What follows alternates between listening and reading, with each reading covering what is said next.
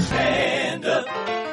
Hello and welcome to another episode of Stand Up. I've got two great guests joining me today. One of the best political analysts in the country, Brian Beutler, is here. Offmessage.net is his outfit. He's awesome. Great conversation with him.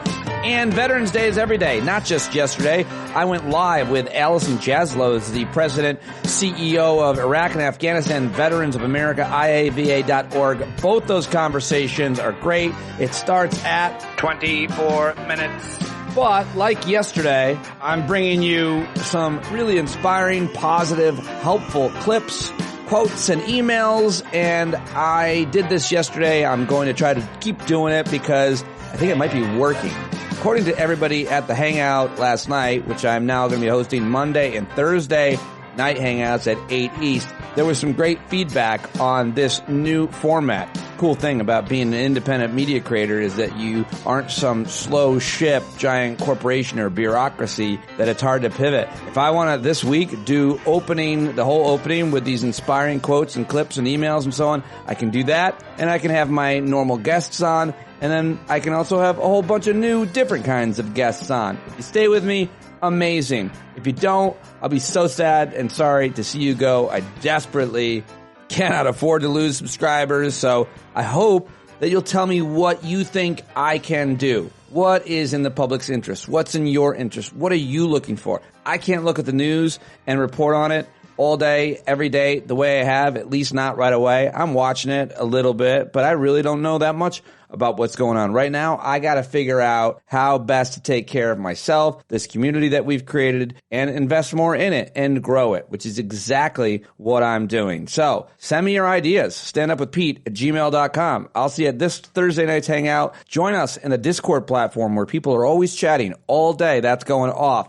So check that out. Invest in this community. Patreon.com/Pete Dominic. I know a lot of you have even upgraded your subscriptions. Whole bunch of people decided, you know what, I'm going to pay more. And I am so grateful to all of those of you who did. You can pay as little as $5 or more, or nothing at all if you can't afford it, but then you do lose some of the privileges and accesses to the community. So you want to be with us, we want to be with you. So join up, write a rating, review of the podcast, and let's get to it. So if you're like me and you want to look away from the news, then this first segment will be here every day, at least this week, that will be inspiring and helpful and make things better. I mean, I think that I love Dan Harris's work because it's titled 10% Better, and I've learned so much from his podcast and his books and my meditation practice.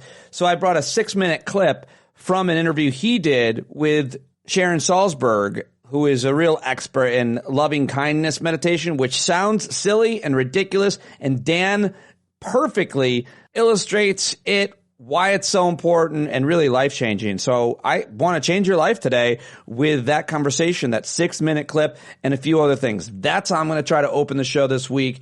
Isn't that better than hearing all the news headlines? I mean, I could probably still do that too, to be honest with you, but that's what I'm going to do. That's the format. It's for my mental health and yours this week, maybe next week. Maybe that's what the show will be. We start with this hopefully helpful, inspiring, thoughtful philosophy, motivational ideas and quotes and sayings, practices, and then we get to interviews with the experts and as well as new types of guests who have overcome adversity and so on. I know I'm sounding repetitive a little bit over yesterday, but I'm going to keep doing that and redefining it. That's what you do in podcasts and radio and branding. All right.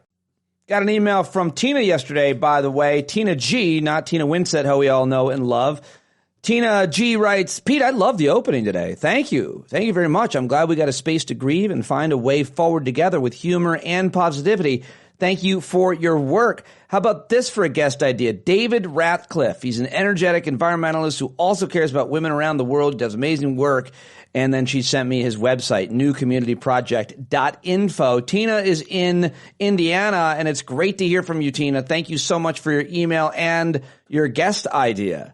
And here's some constructive criticism. I'd love to know what people think of this. I think I definitely agree, and it's a pretty good idea. It makes some good points. I won't tell you who sent this, but you probably know him. He wrote, Hey, Pete, I'm so sorry to hear about the shit that you had to deal with after your CNN appearance, but I'm also thinking about the question that you asked on today's show about what, as a listener, I'd like to hear. And my honest answer is, I'd like to hear you actually engaging with people who have opposing views.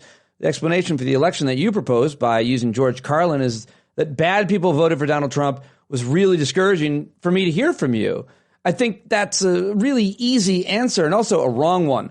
I have felt for a long time that you've been in too much of an echo chamber. I know you think it's the truth, but to me, it's an echo chamber. I'd love to see you do more listening and probing of people who have truly different viewpoints and not label them with a problem before the interview. I feel like that's who you were when I first got to know you at SiriusXM. I would like to see a return of that version of your professional persona. That's my 2 cents. All right. Who agrees with that idea? I certainly want to have more people on with more viewpoints, and I've got a lot of parameters around that and boundaries around it as well, too, So we'll see. Maybe I'll do more of that. I certainly like watching and listening to those kind of interviews myself. I'm just not always sure that I'm really good at them.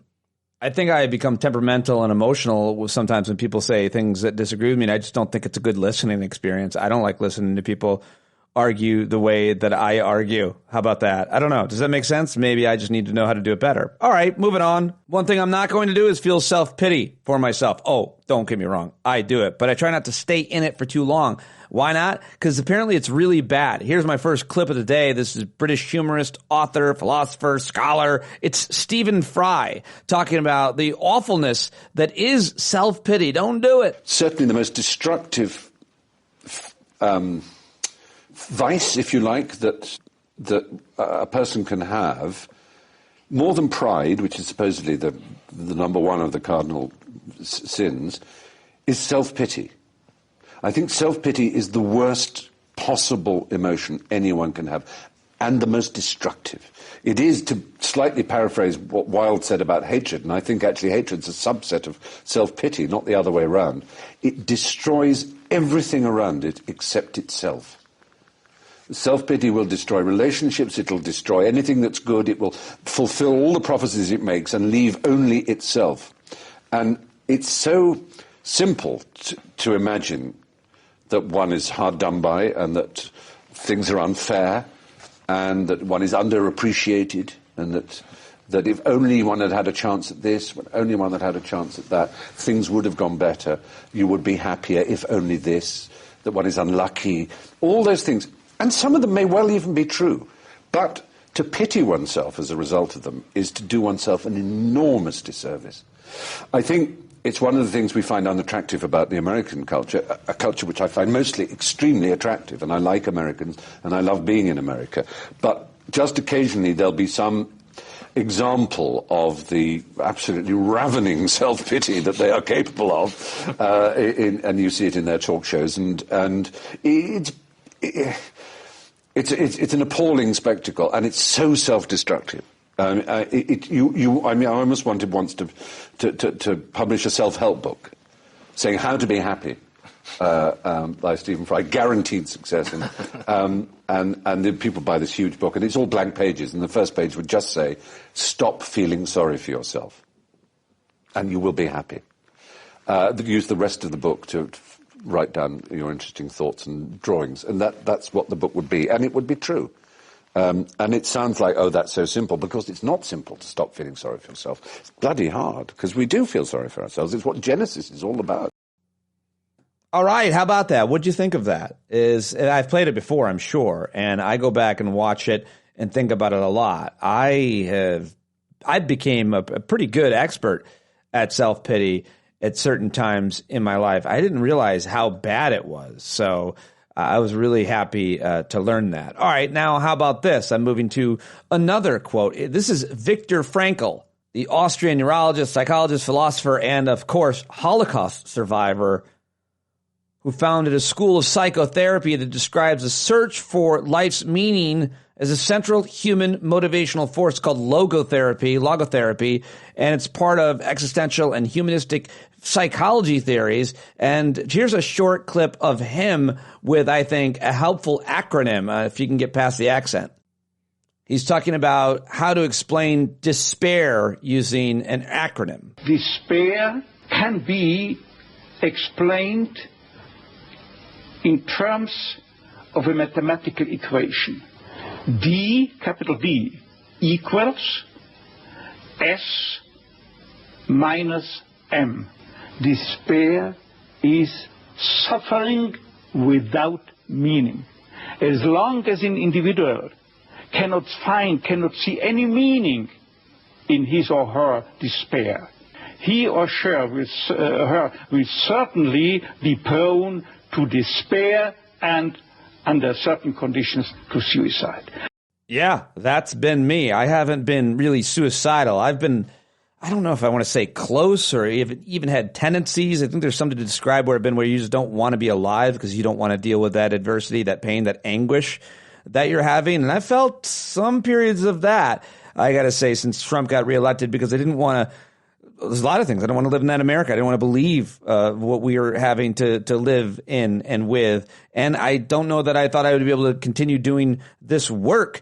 And so I realize exactly what you just said, that for me to escape that despair, I find meaning. And in this case, and in large case, where I'm at in my life now with my girls older, that this is my purpose. The work is my purpose. And I absolutely love it. And I'm so happy to have you here with me. So let's move on to another helpful and thoughtful, I think, inspiring clip. This is Eckhart Tolle, who I don't know if he's that smart or if he's just repackaged Buddhism and reselling it to a Western civilized world. But I like his stuff. I like reading his and listening to his stuff. So here he is, the kind of, I guess, German-born spiritual teacher and self-help author whose books include The Power of Now, New Earth, and a whole bunch more. Nothing lasts for that long. If you expect to be made happy by the things of this world, you condemn yourself to continuous frustration and suffering. So the world is not here to make you happy. The world is here to make you conscious. Yeah, I like that.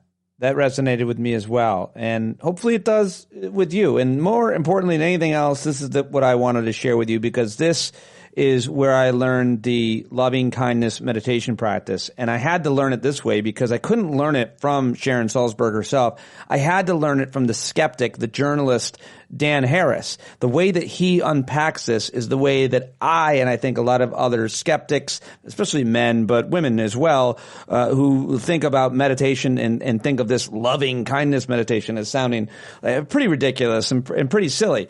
But it has made me a better person. I can promise you that. So people told me they like the long clips. This one hopefully will affect you and make you curious to think more about it. Just look up Dan Harris, Sharon Salzberg on YouTube, or listen to his podcast episodes with her. Get their books. Here it is. When I first decided to read your book, Love and Kindness, I was so embarrassed about reading a book called Love and Kindness that I hid it under magazines on airplanes and other books. And I don't think I'm alone in terms of having a little bit of squeamishness around whatever loving kindness is.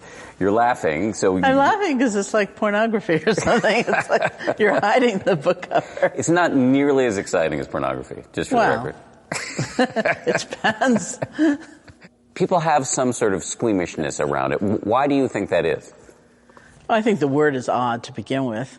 I think in general we have an association with love, with kindness as sort of secondary virtues. And I often think, the culture tells us if you can't be brilliant, you can't be courageous, and you can't be wonderful. It's like, okay, be kind, it's nice, it's not great, but it's good. So you think people think that there's a weakness inherent in being kind or compassionate? A weakness and a foolishness. Like you're going to be kind of stupid and gullible, and you're going to be sort of a doormat. You're going to let people hurt you, and you're just going to sort of smile. Or you're going to let other people be hurt or abused or oppressed, and you're going to kind of smile. And I think people really, deep down, think it makes you kind of stupid. But I think it is of greatness. I think that if we recollect somebody who's been really kind to us in a genuine way in our lives, we don't think of them with contempt, like I pulled one over on you. It's with quite a lot of gratitude, and I don't think we begin to understand the strength and the power and the force of those qualities. My concern was that it's just so touchy-feely, ooey-gooey, squishy, that it just made me uncomfortable. It just felt like something that we get lectured about in kindergarten. And that I ignored anyway. But I was kind of a jerk as a kid. But the thing that really turned me around, there are a number of things that really turned me around, but one of them is the science. What the science shows us is that qualities like loving kindness or compassion actually make us happier, and that means we're more resilient and we have more inner resource. And we can hang in there in very difficult situations in a much more sustained way.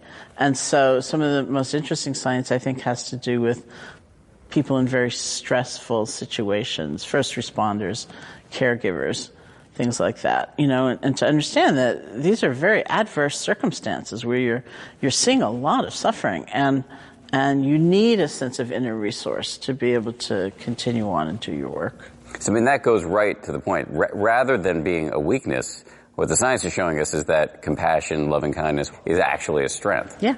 In fact, for people who aren't first responders or doctors or in jobs where you run the risk of empathy burnout, there are studies that show that compassion makes you healthier, happier, more popular, and more successful. So this is, if you're interested in being a high achiever in any way, this stuff, as ooey-gooey as it may seem on the surface, is actually super important. Let's talk about the actual practice. Okay, so this is a different kind of practice than mindfulness meditation, although they are related and complementary. So just walk us through the basics of what this practice entails. Sit comfortably, eyes open or closed, however you feel most at ease. Choose certain phrases like, may I be safe, be happy, be healthy, live with ease, and begin repeating them silently over and over again. And then maybe the third step is to understand that there will be several different applications, and that we offer this to ourselves, we offer it to other people or beings that we know, and then ultimately we will end up with all of life. You've heard me say this before, but the actual practice struck me initially as Valentine's Day with a machete to my throat. It felt like you're envisioning these people, you're visualizing various people in your life, and then sending them goodwill or good vibes. The thing that made me willing to do it is that you pointed out you don't actually have to force a feeling. You just have to try. So can you just walk me through the basics of the practice? Yeah, that's kind of my particular thing. I really emphasize that a lot. There are ways in which, say, thinking about ourselves at the end of the day, we can pretty well only focus on the mistakes we've made and the things we said wrong, and, that really stupid thing we said at lunch, at the meeting, so much so that our whole sense of who we are and all that will ever be collapses around that really stupid comment. So the process of loving kindness is like paying attention to a bigger picture. It's not denying. Maybe that really was a stupid thing we said at lunch at the meeting, and there are consequences to that. But that's not all that we are. And so can we reflect on a bigger sense of who we are, not only paying attention to the negative while not denying it? And so loving kindness practice is attention training, and we guide our attention, or we expand our attention usually through the silent repetition of certain phrases. It's the way we pay attention differently. And maybe there's a feeling, maybe there's no feeling. Honestly, I don't think it matters.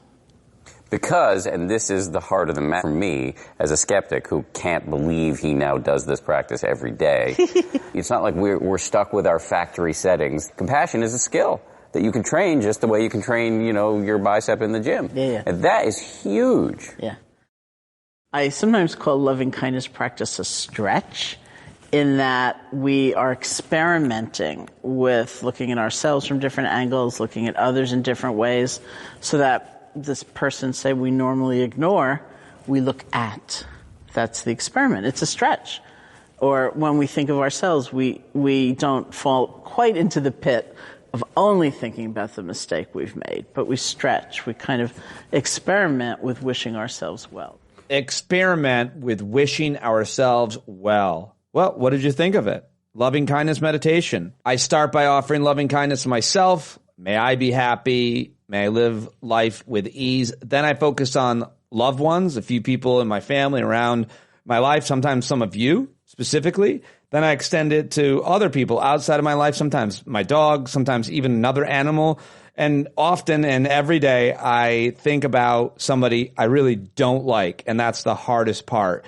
And then I send them light and love. May they be happy. May he be happy. I do it. Most days I do it.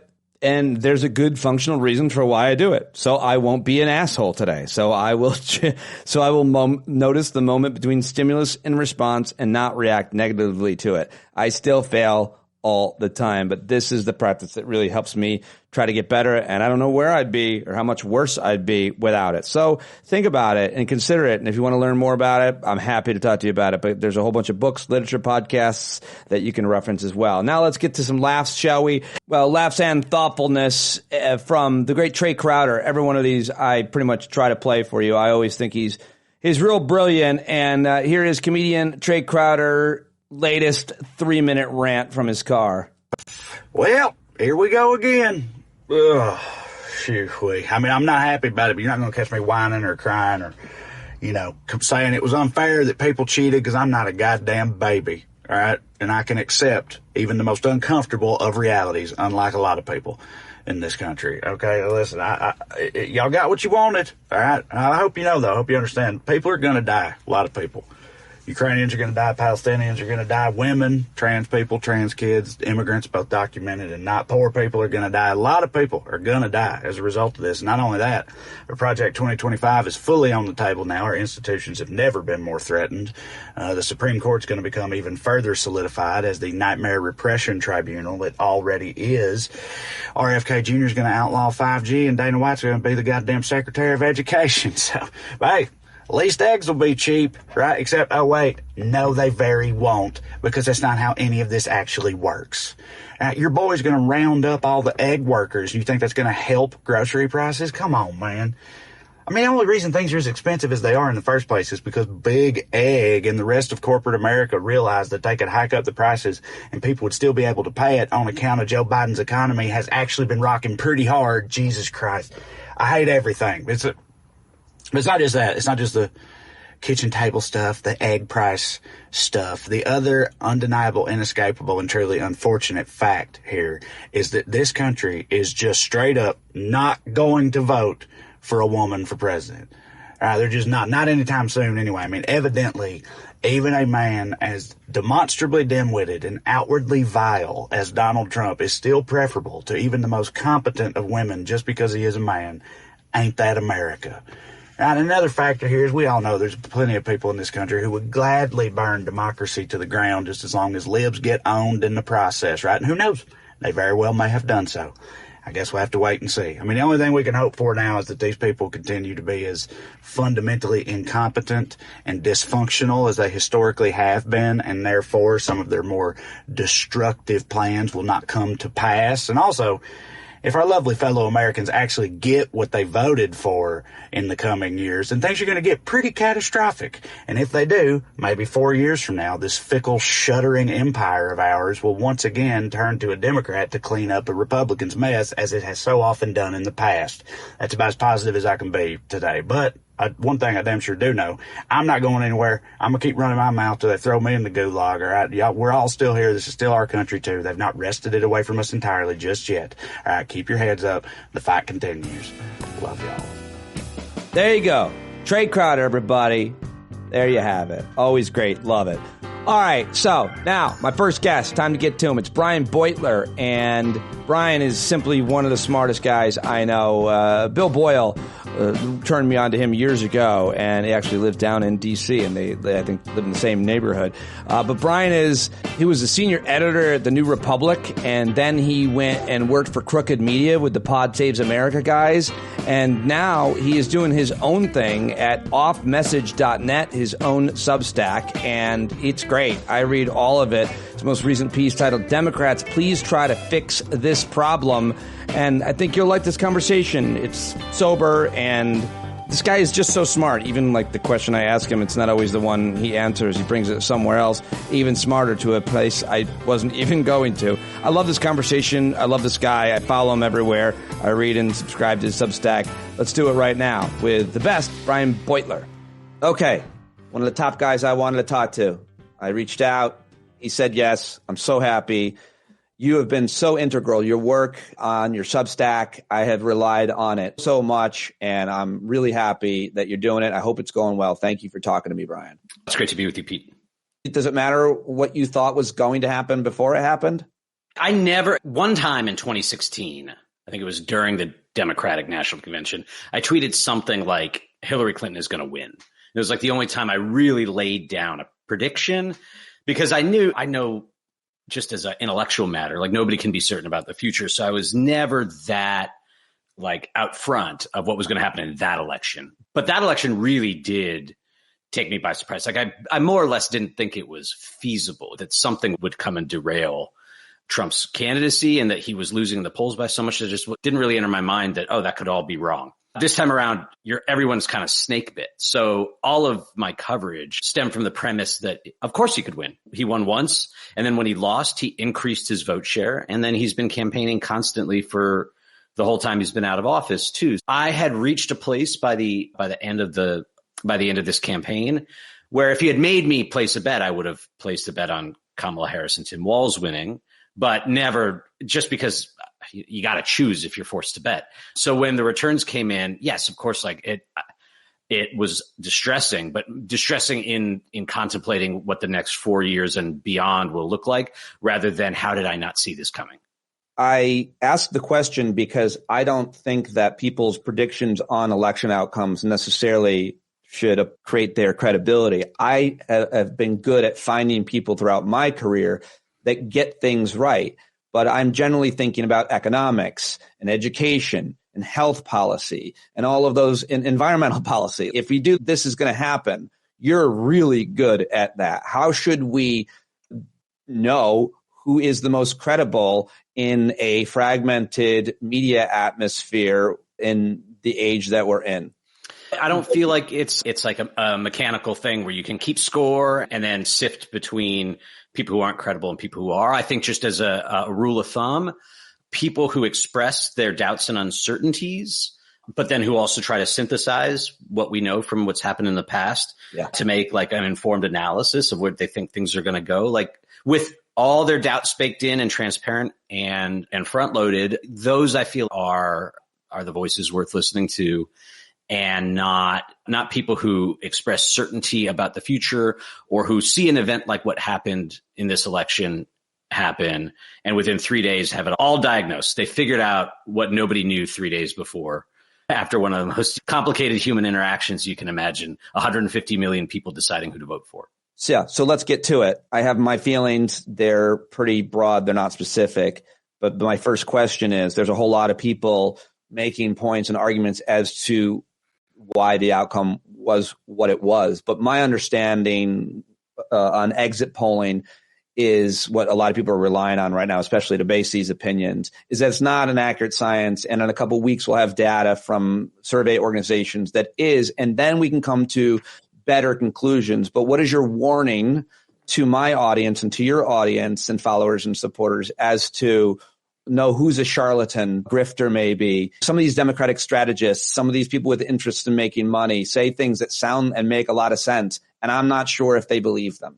Just in general, like who's paying whom is a good thing for media consumers to keep in mind. And if people are talking their book, then it doesn't mean they're wrong. They could be right, but they are motivated both subconsciously and directly by money to say that the reason the election went this way is because of the things that I was saying all along, or because the things that would advance my client's interest didn't happen, or whatever. Then there's intellectually arrogant people out there who don't have conflicts of interest per se, but they are stubborn in their beliefs, both about what is right in the world and how it'll translate into politics. So if somebody has been saying for years and years that Democrats need to do X to win elections, and then Democrats go on to lose, and then they say if they had just done X, they would have won. That's like a big red flag for me. For instance, in my own case, I believed, and I'm not certain this election disproved it to me, that there was a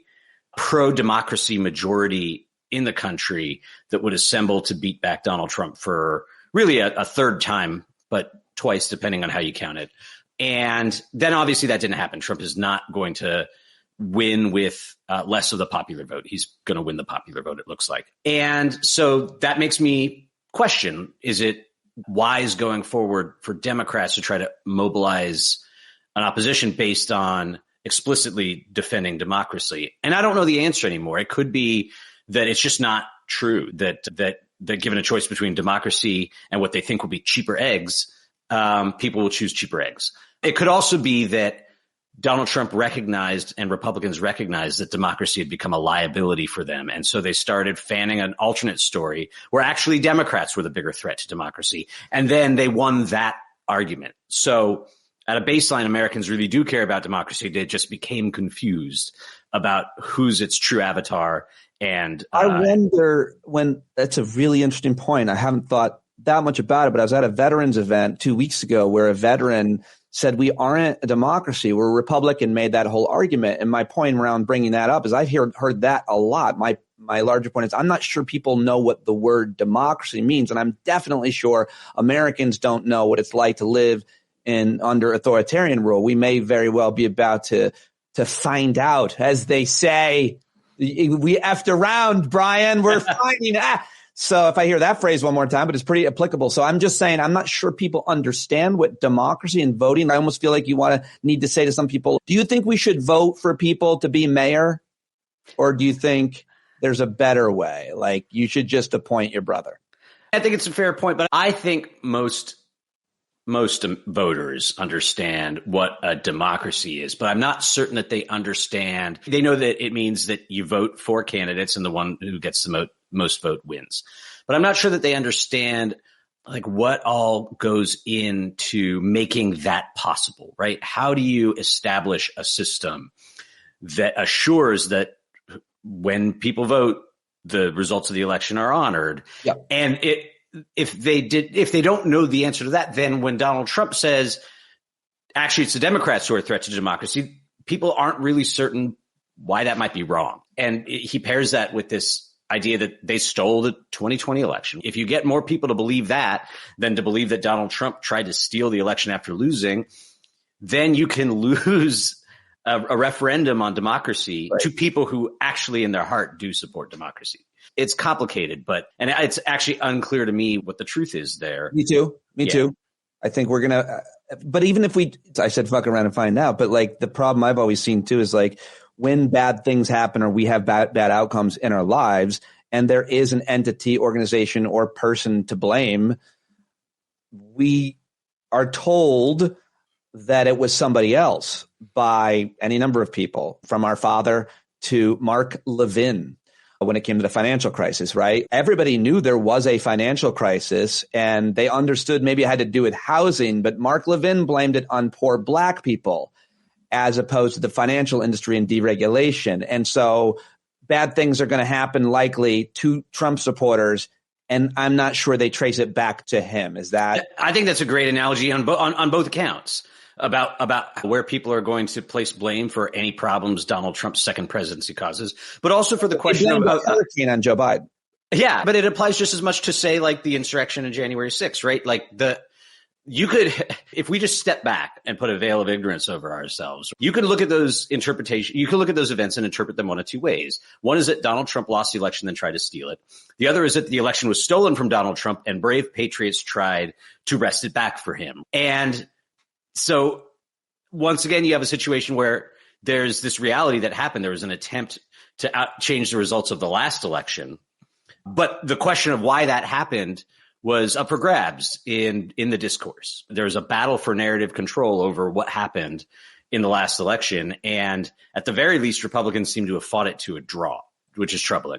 It's troubling because of your latest piece. How they did it, I think, is through media mainly and primarily. And I want to get to that and spend the rest of the time on that because I agree. And I think I was so happy to see you post that right before we started taping. And I want to unpack it. But I do just want you to quickly give quick thoughts on some of what we are hearing, what I heard last night from Democratic strategist who was sitting next to me, Julie Roginski on CNN, and Catherine Rampell on my left talked about blamed school loan forgiveness. And she's one of the most respected economic journalists out there. And I like her a lot. I don't know that I agree with that. So my first question is, Bernie Sanders blamed the lack of ability for Kamala Harris and Democrats to connect to the working class. What do you think? And I can trip through these real quick, Brian, or you can just take them, the ones you've heard, and say, yes, some credence or dismiss or whatever, however you want to spend time on it. Yeah, look, I think that advocating working class interests, championing working class interests is the right thing to do morally. And I don't think it can necessarily hurt politically, but I don't think it's necessarily established that championing working class interests is like the skeleton key to politics, that if you do it, you will win elections. And I think that a lot of people trying to sift through what happened here are falling prey to that fallacy. Well, Democrats lost, and so we ought to look to how they failed the working class. But the Biden administration was the most worker-friendly administration in almost 100 years. And the results bear it out. It's not just they talk a good game. The people don't feel that way, Brian. Yeah, no. So they're about to feel it now that Trump's president, and all those things are going to unfold in their community. So here's the thing: is that through Biden's presidency, majorities had a tendency to say, my personal economic circumstances are good, but the country seems to be doing badly outside of view.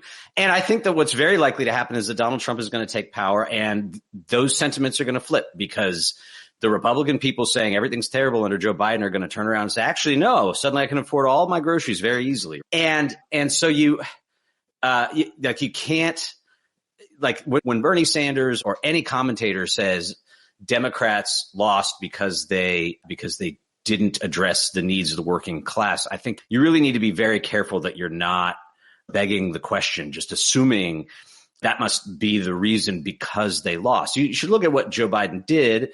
And if you're going to make the argument that it wasn't good enough, or that Kamala Harris took over the campaign from him and didn't do a good enough job owning the best parts of the most worker-friendly parts of his record, then you ought to say, okay, what is the magic agenda? What more beyond full employment and rising wages and expanded benefits for the middle class would need to be done for this connection to be made, where the party of the working class wins the elections almost automatically?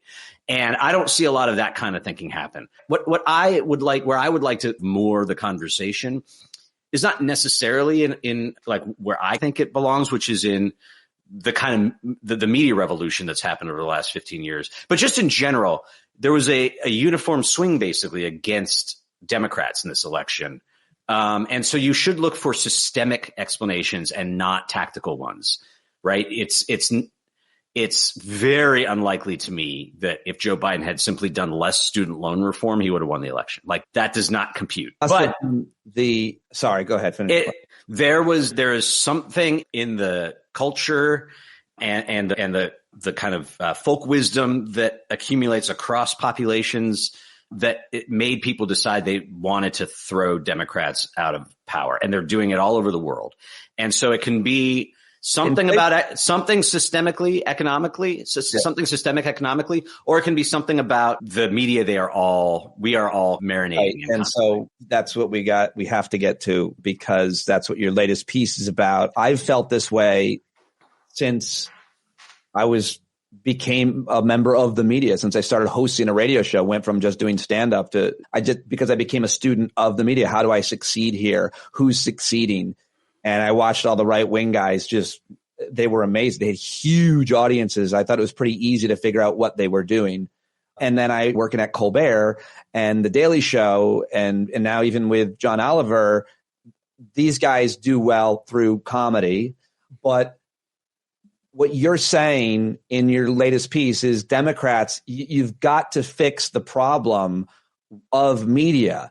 And if they ignore the media environment in these postmortems, it'll be the first major era of the second Trump error of the second Trump era. That's what you wrote, and it really confused me to pronounce it.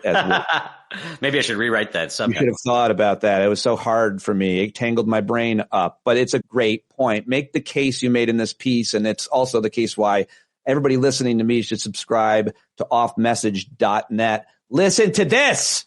The way I'd put it is this. There's always been fringe media, and I think right-wing fringe media has always been louder and larger than progressive or left-wing fringe media. But over the last decade or so, right-wing fringe media has just become most media. And Democrats have been slow to wake up to that. They thought that we were still living in the world where there's fringe media and then there's elite media. And elite media does the lion's share of the work in politics because it's bigger, it's the biggest, and it reaches the most people.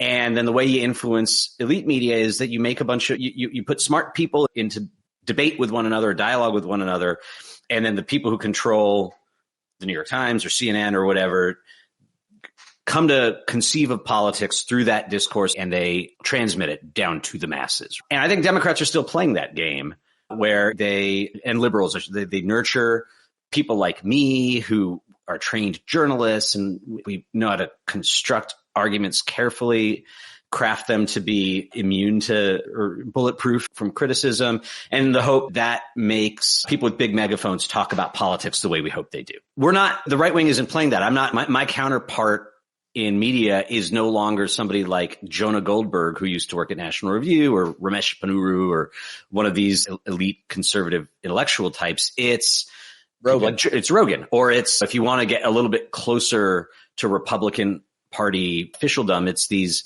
Turning Point USA, Ben Shapiro, there's a million. And some of them I think make money, but some of them are just extremely well financed by the broad right wing, the Republican and right wing donor class. And maybe Russia. Maybe Russia. In the case of a couple of them, at least we know that. And so many of us are still out here trying to perfect these arguments and make ironclad analyses of what's happening in politics. And meanwhile, those guys are out there talking to tens of millions of people every day, all day. And they don't even know that there's like a version of non-right wing politics that is appealing, because nobody's actually connected to them. And I don't know if it's possible at this point to dislodge all the gains that part of the media sphere has already made with, say, young male voters or working class voters of color. But if you don't try, they're lost, probably forever. I have no idea how to solve that problem, how to get bigger audiences that can rival their ideas and the way they're able to radicalize people into thinking that today your son might go to school and come home your daughter. Like we have to figure out how to counter all those channels. Alex Jones used to be so fringe, and now he's mainstream or adjacent. Tucker Carlson and his demons. So putting that aside for a second, you're talking about radio, YouTube, podcast, and television. The other issue, and social media too. Okay, that's what I was going to say. Specifically, Twitter is owned by Elon Musk. And so the shit that comes out of that, much less Facebook, Instagram, TikTok, how do we counter the moon is made of cheese when it's said by a billionaire and we don't have ownership of a social media platform? Did I even diagnose that specific problem even close? Yeah, I think the idea is like, how do you make inroads when, or how do you close the gap when they're so far ahead? And they seem to have so many more resources. But no, also the reason they're so far ahead is because their strategy, same reason why right-wing media is popular, what they do, we can't do. But I disagree with that. I think that there is a place for elite argumentation, for sophisticated political media. And I hope there is, because it's, I think, what I try to do with my life. But the low information voters or non-college voters, if you want to reach them directly, you have to speak in a different register. And it's about competing with those other guys for a more plausible story of who's got their interests at heart. And that's going to sound different coming from like a local dude in rural Pennsylvania who happens to be liberal, if he can build a local or even a national following. And he's there to say that these charlatans are lying to you. Like, don't let yourself be lied to by a weasel like Ben Shapiro or whatever. Like, that will work better than we have to figure out what the proper indexing of these benefits for workers, like that. They're never going to get that. That won't reach them. Really good points. All of them. I just thought of one more question that's off this subject and your most recent piece, which everybody should read. Do you think, I'm hearing this from thoughtful, I think mostly white people, that Democrats need to stop with all the identity politics? Now, that phrase, you can tell us about the origin of it, but it's not a phrase I hear people of color using very much, let's just say. So do you think that diagnosis, there's any merit to we need to stop catering to the interests of Palestinian Americans or those who support them, or black folks or women or gay people, or any part of our diverse coalition of kind of identities that subscribe to democratic politics? I think that Democrats, liberals, writ large, progressives ought to think of identity politics in a different way. Like, identity politics ought to be the way they understand economic and social injustice in society, and thus what it would take to level the playing field for people of all races. And that'll be different depending on which marginalized group you're talking about. But if you make identity politics the sales pitch of the liberal movement or the progressive movement or of the Democratic Party, that's not smart, because it's inherently insolidary, right? You are asking, let's say, white underclass men to like set aside their own desire to get ahead because they first need to accept that there are all these other people who have it even worse.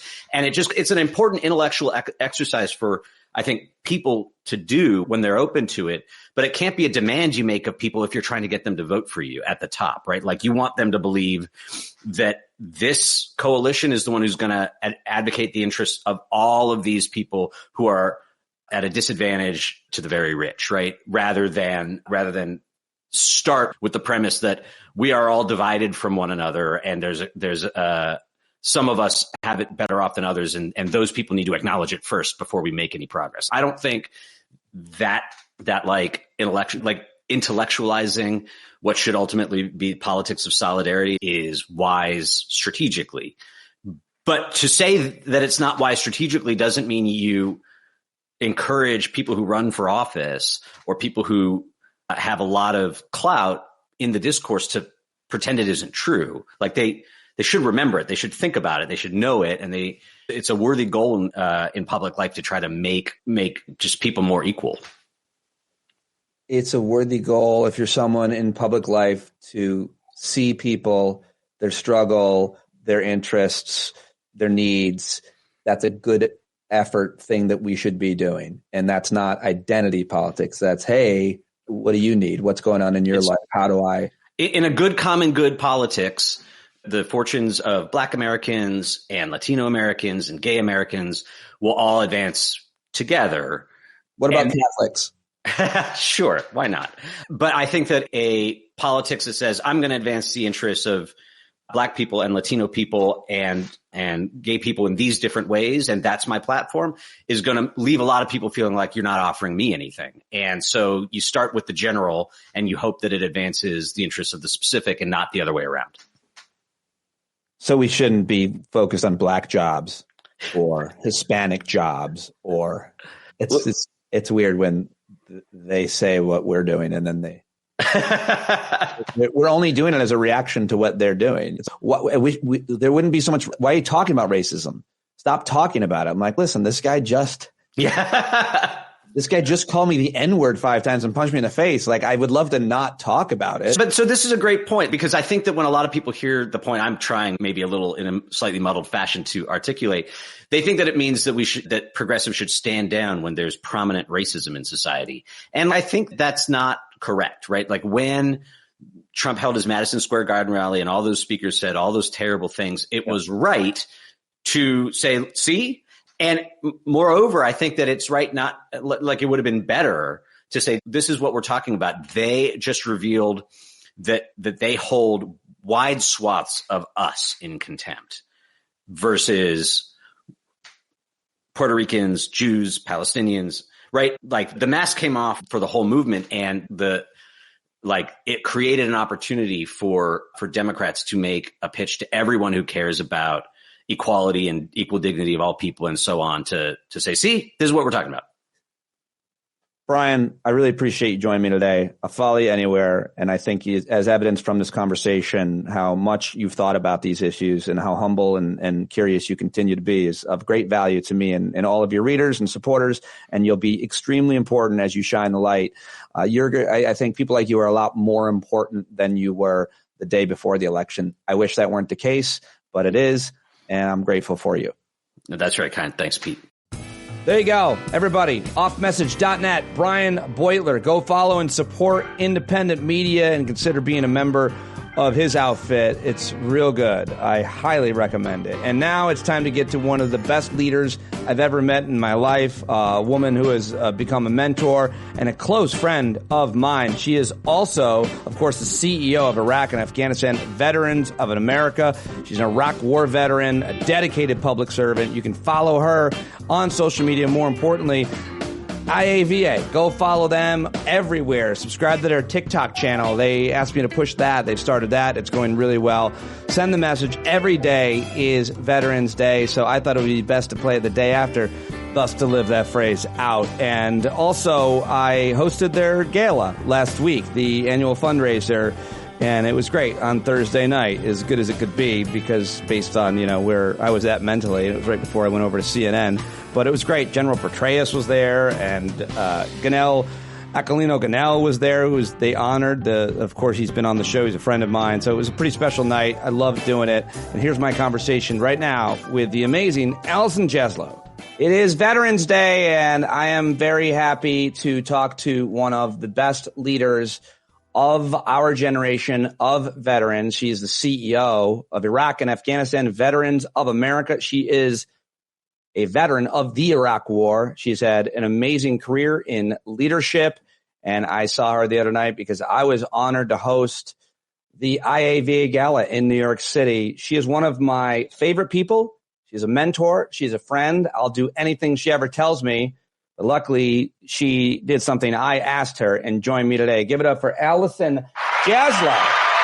You hear the crowd. There's millions watching you. Allison, thank you so much for joining me on Veterans Day. I know how busy you are, and I'm super grateful and thank you to have you stopping in just for a few minutes to answer a few questions about why this day matters and your organization does.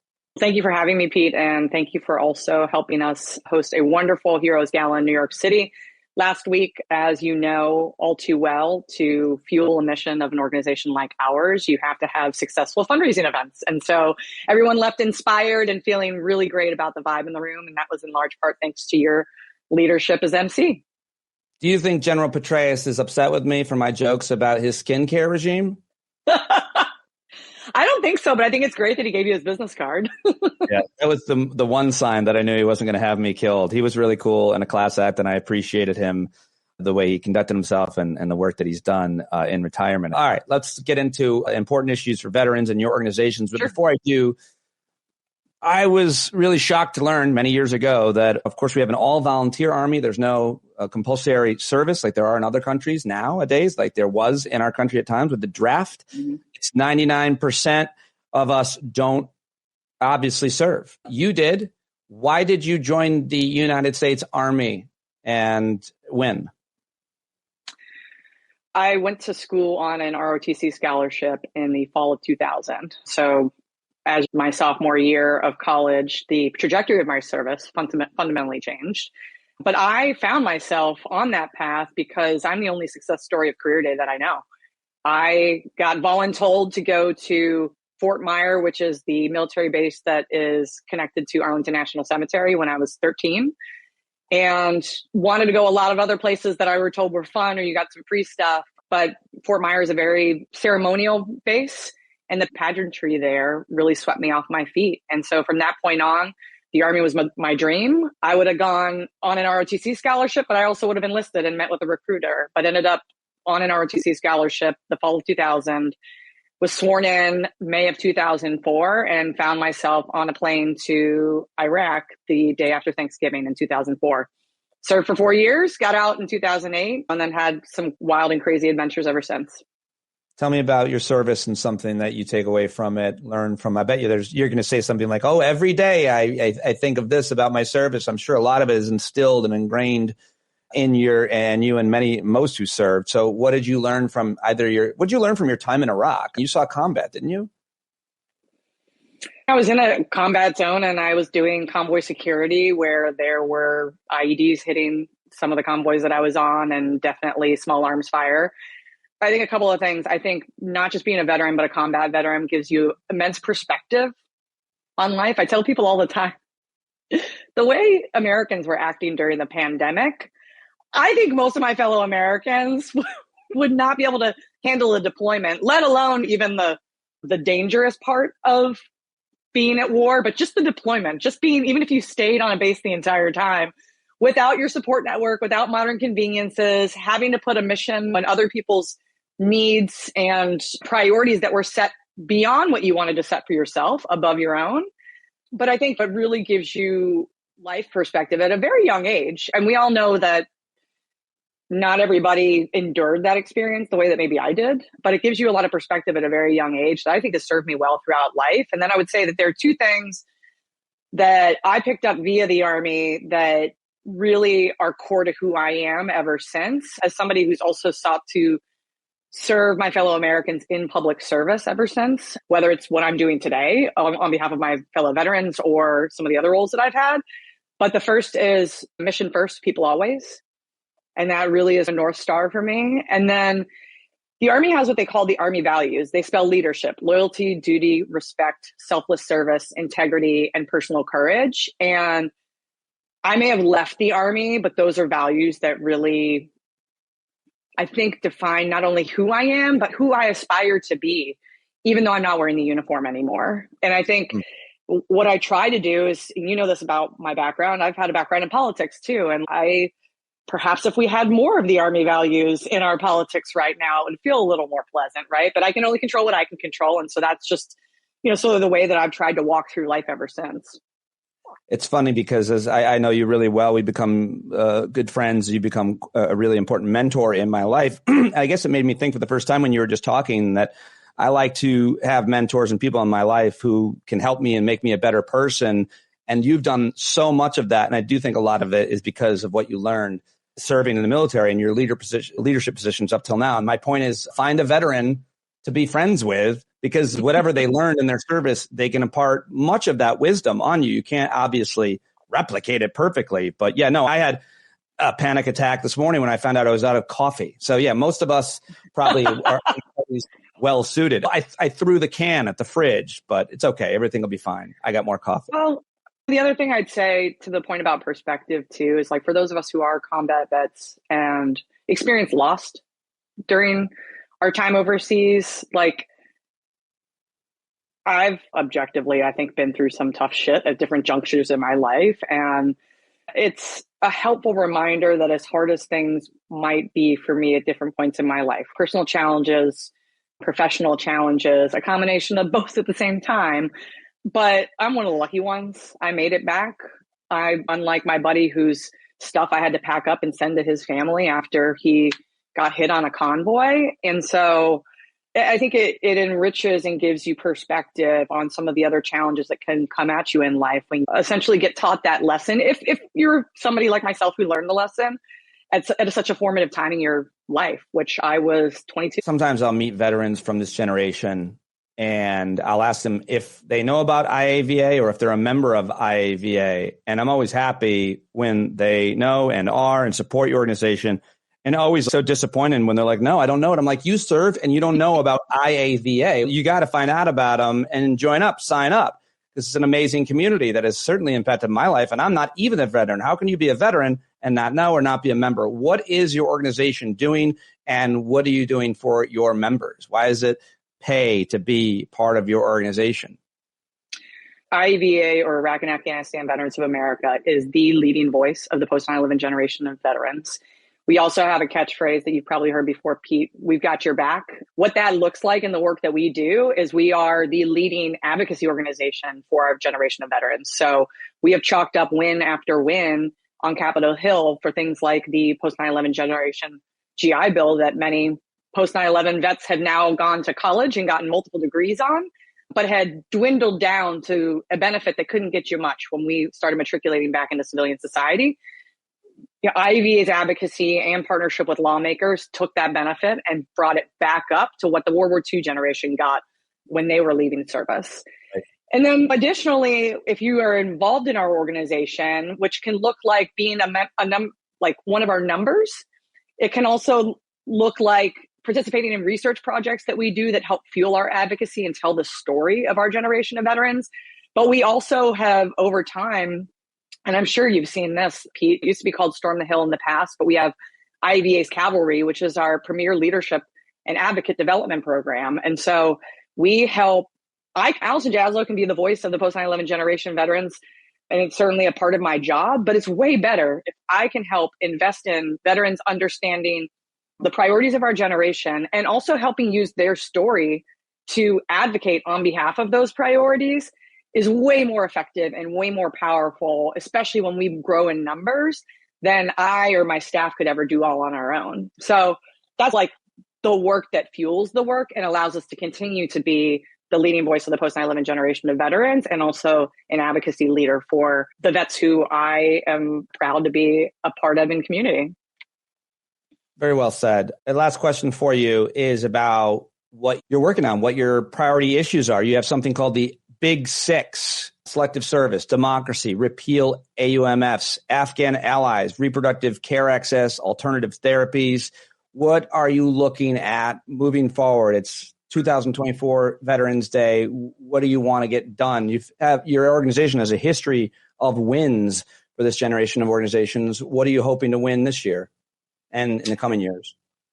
Well, stepping back a little bit, I started 2024 believing that the veteran voice needed to be in one of the most important conversations that we're having in this country right now, which is, what is the future of American democracy? What does it look like? What does protecting what we have here in America look like?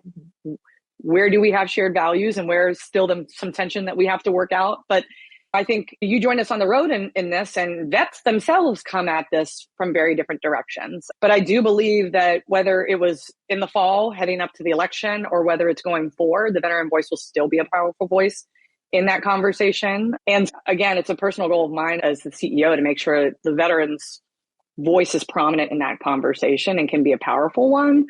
But as it relates to some of our other priorities, I would say near term, what is not outlined in our Big Six is the fact that Congress is coming back into town this week. The government is not funded. The National Defense Authorization has not been passed, but needs to every year. And so there's going to be some fury of activity to make sure that not only are programs that the military and veterans community depend on appropriately resourced before the end of the year, and we don't have a government shutdown, but also to make sure the National Defense Authorization is a really sexy piece of legislation for lawmakers to push their personal political agendas and sometimes attack members of our community. And so there's going to be some blocking and tackling needed to be done there.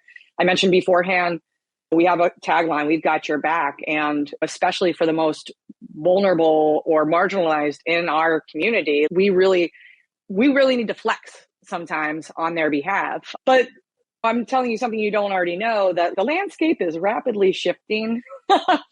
If you do advocacy or awareness around a community, especially at the intersection of public policy. And so there's going to be a lot that we need to do to make sure that we're taking in the new landscape and potentially course correcting some of our priorities if need be. But you did mention some of them. I think the reining in the authorizations of military force is important to our community and is going to continue to be important to our community. These authorizations of military force that were left open-ended after passing to authorize the Afghanistan war and the Iraq war are being exploited and have been exploited by presidents of both parties. There are troops today deployed to Syria and Iraq under the 2001 authorization of military force that was passed for the Afghanistan war. I don't think, and in fact, I know that many of our members are not unlike me, and they're not doves. They are realists about the threats that we face in this country. They understand that we will have to combat those threats, but they also believe that our lawmakers should be having continuous and thoughtful conversation about where and when we are sending our troops into harm's way and asking permission to do it, or making the president ask permission to do it. Right. And so that's something that's definitely not going to go away. It's a long fight that's been fought by Senator Tim Kaine and Todd Young, or have been leaders in those fights. It's a bipartisan initiative, and hopefully that will continue to get momentum. And then there are other issues, as you mentioned. Our members are strongly in favor of including women in the selective service. I think most Americans don't want to see the draft come back, but as long as the selective service is in place, there's real inequity in terms of how we are, having options to defend our borders from threats. And I would argue that equality of opportunity in this country requires equality of sacrifice. Right. But yeah, our members are also, I think something we uniquely lead on is alternative therapies. We're the generation that grew up in the opioid crisis. We also are, I'm 42, on the median age of our members, definitely skew more millennial and Gen Z. And we have buddies and or people live in states where cannabis is legalized, and they just want the VA to be able to pay for that and to be able to have access to that as an actual therapy. And then psychedelic assisted therapies is something that is increasingly of interest of folks who are hearing stories from special operators and others who've suffered multiple deployments and have had real healing power come from psychedelic assisted therapy. Yeah, no doubt about it. I've heard a lot of those anecdotes and the research on them. All right, I'll let you go. I appreciate your time on Veterans Day. It's hilarious to me to find out that you're 6 years younger than me, because I always look so up to you like an older sibling. That it's as what? How could you be that much better and smarter? I don't mean to kiss your ass, but that is the case. I am so happy to have you. And in this leadership role, veterans are all lucky to have you and your team over at IAVA. I hope everybody will go. If you do one thing for Veterans Day, just go to the website, support them or not, favorite it, check in, subscribe to their email, subscribe to them on all socials. The least you can do is subscribe to IAVA on your social media network. Is literally the least you can do. So go do that now. Thank you, Allison, so much for joining me. Hey, thank you for having me. And I sincerely mean what I said over text earlier today. Thanks for all you do on behalf of our community. You do way more than your fellow Americans, and it truly matters. Gives me great purpose for someone who hasn't served. You'll be on the Hill Veteran Voices on Wednesday. People can catch you there. Anything else to plug? Yep. Sorry, I meant to do that. Anything else? No, just remember that what we have here in America comes at a price, and it's those who are willing to step up and volunteer, as you said beforehand, to protect and defend what is so precious and a birthright for those of us who are so lucky to be born here. Well said. Thank you so much for joining me. I hope everybody will support IAVA. Thanks, Allison. Thanks, Pete. Allison Jaslow, IAVA. Go follow their TikTok and their social media platforms. Support them. It's the least you can do is give them a follow, folks. All right. So that's all I've got for you today, and I hope you liked it. I hope you're liking this format. Hope you know that first part of the show will be something that hopefully you can learn from, that'll be positive. Hopefully I can keep that going. I'm sure there's enough content out of there, right? Right? Should be. Okay, that's it. That's all I've got for you, my bumblebees. Thank you so much for your support. Tell me what you want to hear, what you like, what you don't like. standupwithpete@gmail.com. Upgrade your subscription at patreon.com/Pete Dominic, and write a review at Spotify and Apple Podcasts. I'll be right here with you tomorrow and on Thursday night at 8 p.m. anytime on Discord. You're never alone if you're a member of the Stand-Up Comedian. Bye, bumblebees. Take it away, John Carroll.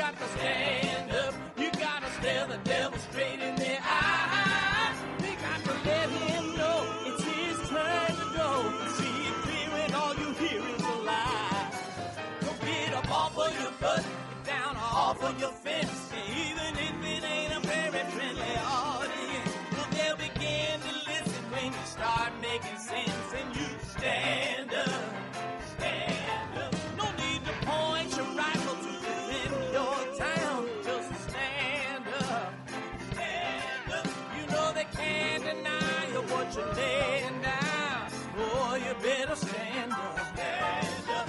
Show your face of every color, yellow, black, red, and brown. She's the place where every lost child will finally be found. There's only one thing to do before we stand our ground, and that's stand up, stand up. Well, the founding fathers saw a land for all. They had to stand up, they had to stand up. They had a keen imagination for a crystal ball, drawing all the plans of stand up. But all they had to go on was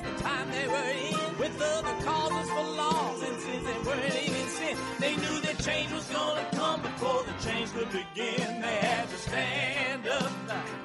All right, they had to stand up. We got to stand up. We got to look the devil square in the eye. We gotta let him know it's his time to go and make it clear when all we hear is a lie. Why you lying awake wondering where the money all went? It'll be the cost of freedom that'll go unspent. You can see him flee the scene of that experiment if you stand up. Alright, we got to speak up, we got to reach up and raise your voice in every way you know how. Don't be toes up, you got to show up. Ain't no better time to do it but now. No need to pledge allegiance to no wanton tribe. Rise up, show obedience to the voice inside, and listen well and hear